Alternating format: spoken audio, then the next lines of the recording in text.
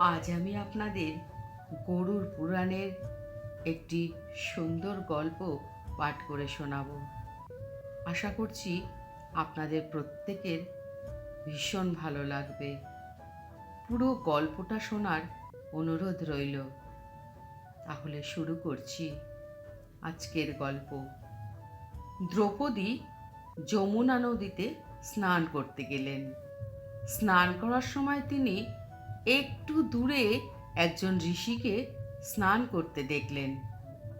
তিনি কেবল একটি ধুতি পরেছিলেন। তিনি অন্য ধুতিটি পাল্টানোর জন্য তীরে রেখেছিলেন, কিন্তু এক ঝটকায় বাতাস বইল এবং দ্বিতীয় ধুতিটি জলে পড়ে গেল। দুর্ভাগ্যবশত ভেজা ধুতিটিও পুরনো হওয়ায় একই সাথে ছিঁড়ে গেল, যার ফলে তার শরীর ঢেকে রাখা কঠিন হয়ে পড়ল। আলো ছড়িয়ে পড়তে শুরু করল। স্নানকারীদের ভিড় বাড়তে লাগলো। ঋষির বিভ্রান্তি বাড়তে লাগলো।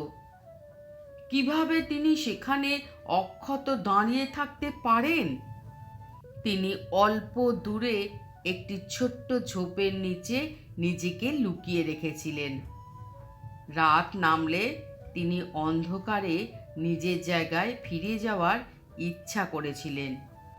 দ্রৌপদী পুরো দৃশ্যটি দেখছিলেন এবং ঋষির দুর্দশা বুঝতে পেরেছিলেন। তিনি সাহায্য করার সিদ্ধান্ত নিয়েছিলেন। তার আর কোনো ধুতি ছিল না, তাই তিনি এটি অর্ধেক ছিঁড়ে তার শরীর ঢেকে ফেললেন এবং বাকি অর্ধেক দিয়ে সেই ঝোপে পৌঁছান যেখানে নগ্ন ঋষি লুকিয়েছিলেন। দ্রৌপদী বললেন, পিতা, তোমার দুর্দশা আমি বুঝতে পারছি। আমি আমার অর্ধেক শাড়ি ছিঁড়ে ফেলেছি। তুমি এটা দিয়ে তোমার শরীর ঢেকে দাও এবং বাড়ি যাও। এর অর্ধেক আমার জন্য যথেষ্ট হবে।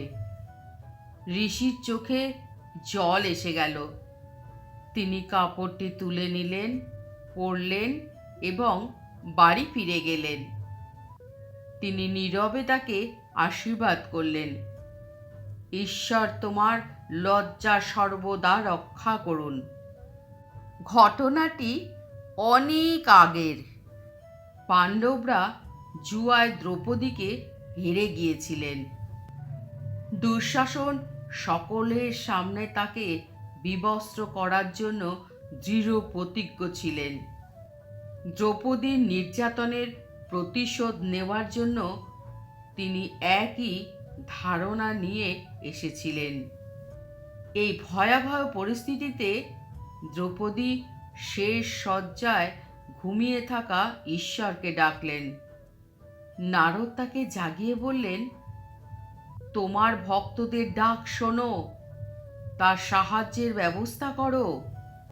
ঘুমন্ত চোখে ভগবান বললেন, আমি কাউকে সাহায্য করি না বা অবাকও করি না। প্রত্যেকেই তাদের নিজস্ব কর্মফল ভোগ করে। দ্রৌপদীর যদি অতীতের কোনো সৎকর্ম থাকে তাহলে খুঁজে বের করো। যদি সে করে থাকে তাহলে তাকে পুরস্কৃত করা হবে।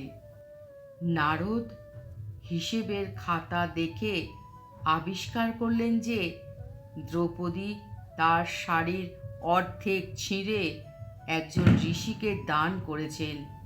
সেই টুকরোটি সুধের সাথে এখন একটি থোকায় থোকায় পরিণত হয়েছে।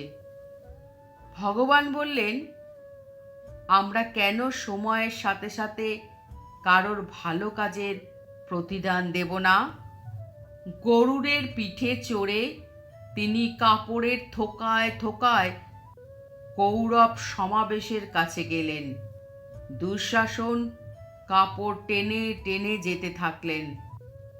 ভগবান উপর থেকে সেগুলো পূরণ করতে থাকলেন। যে টানছিল সে ক্লান্ত হয়ে পড়ল। কাপড় বাড়তে থাকলো। দ্রৌপদীর সম্মান বাঁচিয়ে অর্ধেক শাড়ির বিনিময়ে তিনি হাজার হাজার গজ কাপড় পেয়েছিলেন। তাই যদি কেউ নিজের কিছু না করে থাকে, তাহলে স্বয়ং ঈশ্বরও তাকে সাহায্য করতে পারে না। তাই আমাদের প্রত্যেকের উচিত নিজের নিজের সামর্থ্য অনুযায়ী কাউকে সাহায্য করা, কেউ বিপদে পড়লে তার পাশে দাঁড়ানো। তাহলে স্বয়ং ভগবান আমাদের সাহায্য করবেন। তাই সকলের কাছে অনুরোধ, কেউ বিপদে পড়লে তাকে এড়িয়ে যাবেন না। এড়িয়ে না গিয়ে তার পাশে দাঁড়ান, তাকে সাহায্য করুন, সাহায্যের হাত বাড়িয়ে দিন। তাহলে আপনি যখন বিপদে পড়বেন, স্বয়ং ভগবান তখন আপনাকে সাহায্য করবে। আজকাল মানুষ ভীষণ স্বার্থপর, নিজের স্বার্থ ছাড়া আর কিচ্ছু বোঝে না। মানুষ বিপদে পড়েছে দেখেও ফিরেও তার দিকে তাকায় না। সেই জন্য সেই সব লোকের জন্য ভগবানও তাদের দিকে ফিরেও তাকাবেন না। তাই আমাদের প্রত্যেকের উচিত সবার পাশে দাঁড়ানো, সবার দিকে সাহায্যের হাত বাড়িয়ে দেওয়া। আমার এই গল্প পাঠ আপনাদের যদি এতটুকুন ভালো লেগে থাকে, অবশ্যই আমার এই ছোট্ট চ্যানেলটিকে সাবস্ক্রাইব করে পাশে থাকার অনুরোধ রইল। নমস্কার।